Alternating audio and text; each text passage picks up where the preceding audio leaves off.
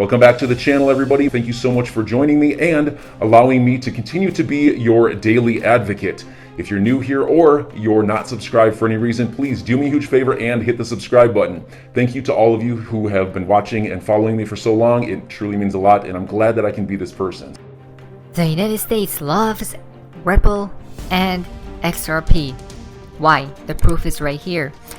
The United States Department of Homeland Security. Guys, they definitely and obviously know about these digital assets, right? It is more likely that in the near future, a currency-agnostic P2P payment transfer mechanism like Ripple will be used to access US dollars instead of a cryptocurrency like Bitcoin. Ripple XRP is based on a consensus algorithm and is not controlled by a centralized institution or government. Users cannot invest in Ripple. Ripple also serves as a bridge currency, meaning it could convert currencies that otherwise are unable to transact together. What does that mean? It's a bridge. It's interoperable, right? Connects both currencies together and exchanges it, as well as it is currency agnostic, guys, meaning it's just a neutral currency. From the European Parliament, guys. Unlike Ethereum's investors, Ripple's inventors did not sell a portion of XRP via a crowd sale upon XRP's creation to fund Ripple Labs, Inc. The company was privately funded. Ripple is an open-source P2P decentralized payment system or digital payment platform that allows for near instantaneous transfers of currency regardless of their form. US dollars, yen, Bitcoin. Again, regardless of their form, guys. It's currency agnostic, right? Now, this is absolutely just insanity because we have been talking about this for how long now? For a long time. We are about to abandon the traditional system of money and replace it with a new one. Digital blockchain CBDC, which will give us greater clarity over every single transaction, right? More power, all of that stuff, guys. Listen to this right here. Well, it may be a bit late for that. I remember talking to an Australian diplomat at one point about this break between the US and China and said, you know, both sides are going to say, whose team are you on? And he said, our job is to make sure the question never arises. But the question has arisen. And so I think we have to go deeper. And it's not about the US versus China. It's about what underpins a world order is always the financial system. I was very privileged. My father was an advisor to Nixon when they came off the gold standard in '71, and so I was brought up with a kind of inside view of how very important the financial structure is to absolutely everything else. And what we're seeing in the world today, I think, is we are on the brink of a dramatic change where we are about to, and I'll say this boldly, we're about to abandon the traditional system of money and accounting and introduce a new one. And the new one, the new accounting, is what we call blockchain. It means digital. It means having a almost perfect record of every single transaction that happens in the economy, which will give us far greater clarity over what's going on. It also raises huge dangers in terms of the balance of power between states and citizens. In my opinion, we're going to need a digital constitution of human rights if we're going to have digital money.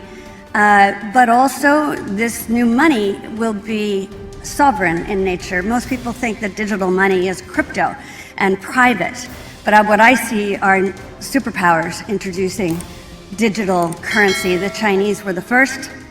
The US is on the brink, I think, of moving in the same direction. The Europeans have committed to that as well. And the question is, will that new system of digital money and digital accounting accommodate the competing needs of the citizens of all these locations so that every human being has a chance to have a better life? Because that's the only measure of whether a world order really serves.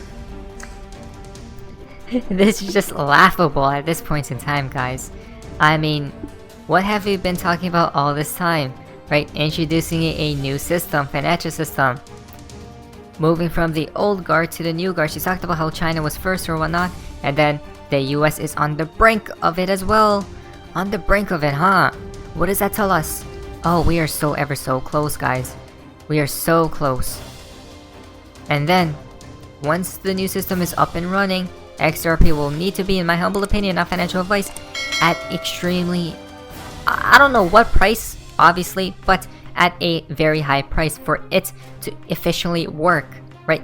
David Schwartz basically stated that it can't be dirt cheap, or it won't work, right? So all the proof is right there, where this is all leading us to a singular event that'll transition the world into this new system, financial system, whatever it may be, right? The powers that be that have plans for us, or for the world, basically.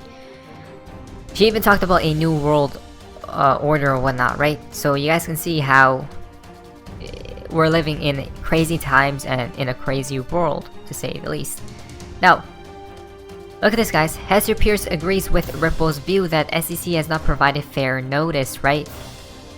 Again, all these people are bashing what? The SEC. What's happening with the SEC? Even Elon Musk doesn't like the SEC, guys. Right? Just think about it and see what's happening. Commissioner Pierce first reminded those risks are not new, and the SEC was already aware of that. Then she moved to criticize the fact that the SAB does not acknowledge the Commission's own role in creating the legal and regulatory risks that justify this accounting treatment. The Commission has refused, despite many pleas over many years, to provide regulatory guidance about how our rules apply to crypto assets. So, some of the responsibility for the lack of legal and regulatory clarity lies at our doorstep. Right? About what? About crypto assets, guys. These digital assets. There seems to be no clarity. Where is the clarity? Guys, we need to move on with these next events. Is the SEC there? Or are they still sleeping? Why? They're just waiting for whoever the SEC, whoever orders the SEC around is telling the SEC to delay, right? Obviously, these people definitely know what's happening, but they're just playing their roles as they have been giving those roles, and they are playing it perfectly. Another thing that's interesting is the defendants need opening briefs on, I'm pretty sure that says May 22. And everything supposedly is happening on the 22, guys, right? Each month. Why? Isn't that interesting? Do people not realize or see certain numbers that correlate with certain dates, right? Especially with Ripple. Ripple loves tweeting out specific announcements on specific numbers, like 33 or 13, or like 3, right? XRP holders lawyer John Deaton believes the SEC will rather settle than handing over such damning evidence. With what? Oh, wow. A Ripple win implies that the SEC will probably be pressured to provide the very delicate paperwork concerning Hinman's 2018 speech.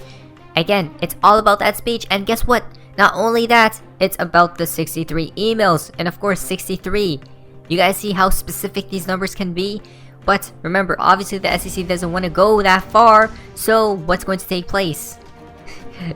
There's probably going to be a settlement. Why? Because they don't want to hand over such damning evidence. Guys, the proof is in the pudding that the Ripple lawsuit is just a sham show, number one. Number two, from the first place the lawsuit got filed, Ripple won.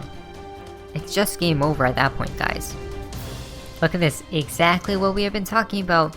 The upcoming court ruling on the SEC's motion for reconsideration, however, might change everything. A Ripple win means that the SEC will be forced to produce the very sensitive documents regarding Hinman's 2018 speech. Right there.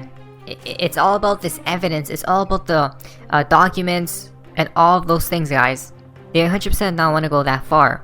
So what are they going to do? Probably settle. Now, XRP Captain tweet out, XRP market cap after lawsuit. SEC yelling, Federal Reserve $31 trillion soon. United States national debt. I don't know what central banks are doing. Guys, look at this. US national debt is at what? 30 trillion, right? Almost supposedly 31. I did hear that the collapse of the system will take place at either 31 or 33 trillion dollars in debt. in the United States. But when do you guys think this will all take into effect, right? It seems like it's going up and up and up every second, guys. So enjoy your day, everybody. I'm always here for you. Leave any comments or questions below, and be sure to subscribe. But thanks, everybody. I really appreciate you. Enjoy your day, and I always have your back. So thanks so much, everybody.